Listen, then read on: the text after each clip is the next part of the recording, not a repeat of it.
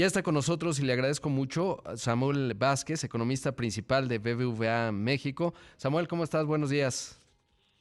Muy buen día, Rodrigo. Gracias por la invitación. Buenos días a tu auditorio. Al contrario, bueno, pues generaron mucha visibilidad con este análisis en donde dicen que por nearshoring, este famoso reorientamiento de las cadenas de suministro, de haber ocurrido desde 2018, habríamos logrado un crecimiento adicional de 1.8%, que por ejemplo en 2019 tuvimos un desempeño económico negativo, así que considerando esto, pues habría sido positivo, ¿no? Exactamente. Fíjate que si hubiéramos tomado el lugar que dejó China, tan solo la pérdida de 4 puntos porcentuales en su participación de mercado dentro de las importaciones de Estados Unidos, con eso hubiéramos logrado eh, pasar de una caída del 0.4% a un crecimiento del 1.4%. Por eso hablamos de un aumento del 1.8%.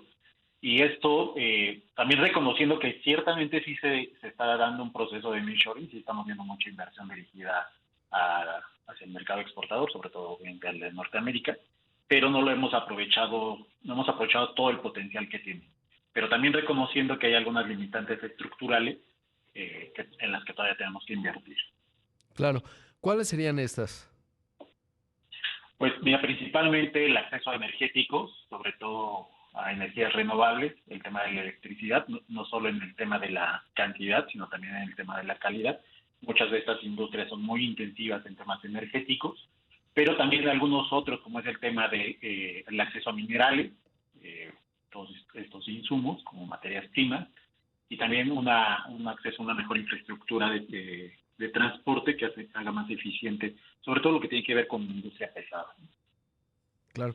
Ahora, ¿y por qué identificas a partir de 2018, digamos, claramente desde que Donald Trump asumió la presidencia en 2017, pues empezó a aplicar una serie de medidas mercantilistas, aplicando muchos aranceles a China, China actuó en reciprocidad y supongo que a partir de ahí es en donde detectan ustedes que China empezó a disminuir en participación y México pues pudo haber empezado a aprovechar desde entonces.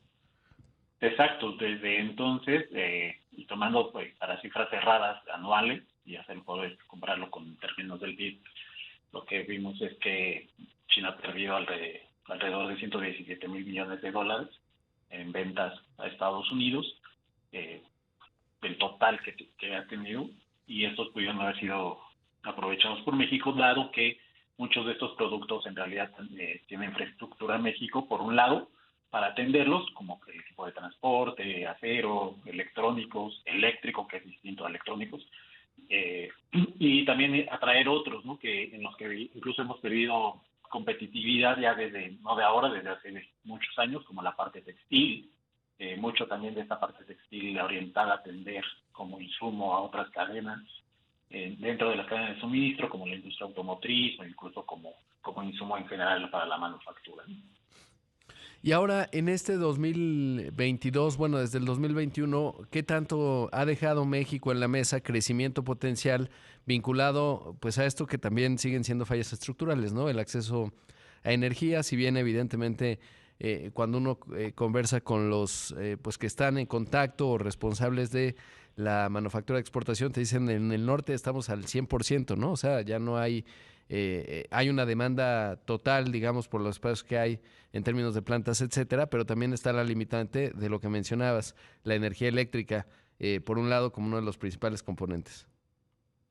Exacto. También tenemos en algunas zonas del norte del país limitantes en cuanto a espacios, también desarrollo de patios industriales, ¿no? Claramente el caso de Baja California. Y en otros donde puede haber un poco más de espacio, como es el lado noreste, el, es más el tema de acceso a energéticos, porque también, dicho sea de paso, la verdad es que la infraestructura de transporte les permite ser bastante competitivos en esta zona del país, pero son problemáticas un tanto distintas dependiendo de la zona del norte.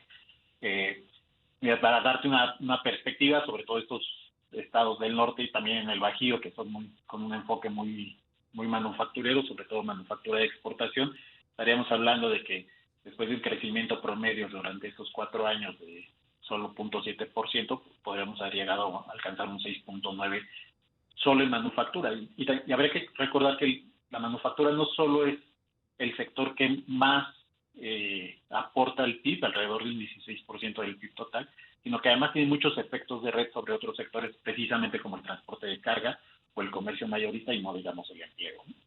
Claro, sí, sí, sin duda es un asunto clave. Ahora, ¿qué hay del sur-sureste? Bueno, pues el reto, realmente cuando uno ve exportaciones por estado, pues participa muy poco. Siempre ha habido la intención de generar en el Istmo justamente pues línea de parques industriales, etcétera. ¿Ha habido algo que se ha movido en términos de esta zona del país que tiene puede tener ventajas como el tema del agua, por ejemplo, que ahí no es tanto un problema, pero complejidades como la logística, le atravesando sierras, pero también el capital humano, ¿no? No hay tanta densidad del mismo como sí lo hay en otras partes del mundo, el Bajío, obviamente el norte del país.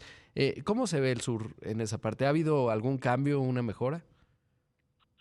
Bueno, primero, en general la exportación siempre pensamos en términos de mercancía, pero también tenemos que pensar en exportar servicios. De hecho, la tendencia global lo podemos ver con la Organización Mundial de Comercio, si bien obviamente hubo, se detuvo un poco durante la pandemia, pero el crecimiento de la exportación del comercio internacional de los servicios se vuelve cada vez más relevante y es más benéfico para las distintas economías porque genera más valor agregado y también genera más.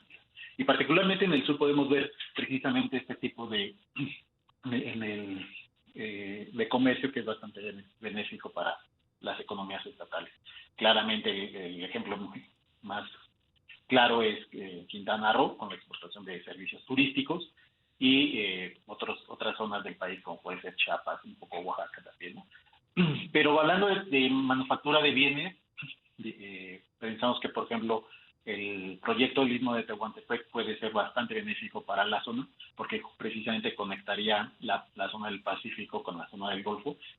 Si vieras un mapa de qué tan competitivos somos en las distintas regiones de Estados Unidos, somos muy competitivos del lado de California, pero de la costa este de Estados Unidos nos falta bastante.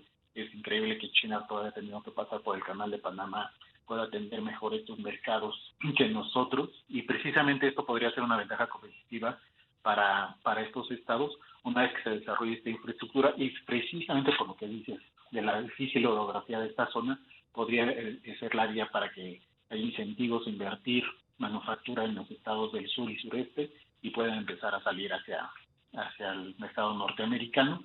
Y también porque no, o sea, pensar en atender el mismo mercado asiático, también pensar Claro. en un poco en la diversificación de los mercados internacionales para nuestro país.